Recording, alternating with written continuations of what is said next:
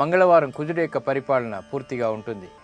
మరి మంగళవారం మీకు కలిసి రావాలంటే, చేపట్టేటువంటి కార్యాలన్నీ కూడా మీరు విజయాలు సాధించాలంటే ఎటువంటి విధి విధానాలు పాటించాలో పరిశీలిద్దాం. మంగళవారం కుజగ్రహానికి సంబంధించినటువంటి రోజు, ఆంజనేయ స్వామికి ప్రియమైనటువంటి రోజు కూడా.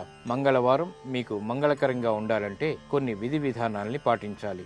మంగళవారం నాడు హనుమాన్ చాలీసాన్ని పఠించాలి. ఇది కుదర్ని వారు ఓం నమో ఆంజనేయ అనేటువంటి నామాన్ని 11 సార్లు మౌనంగా జపించాలి. ఎర్రపూలతో దైవాన్ని మంగళవారం నాడు ఆరాధించాలి. గోధుమలు, బెల్లంతో చేసినటువంటి వంటకాల్ని నివేదన చేసి ఆరగించాలి. మంగళవారం కోర్టు లావాదేవీలకు మంచిది. సుబ్రహ్మణ్య స్వామి ఆలయాన్ని దర్శించడం ఇంకా మంచిది. క్యారెట్లు, కందులు ఆహారంలో ఉండేలా చూసుకోవాలి. వీలైతే ప్రతిరోజు రాగి పాత్రలను ఉపయోగించాలి. కుదరకపోతే కనీసం మంగళవారం నాడైనా రాగి చెంబుతో నీళ్లు త్రాగడం ద్వారా ఆరోగ్యం ఉత్తమంగా ఉంటుంది.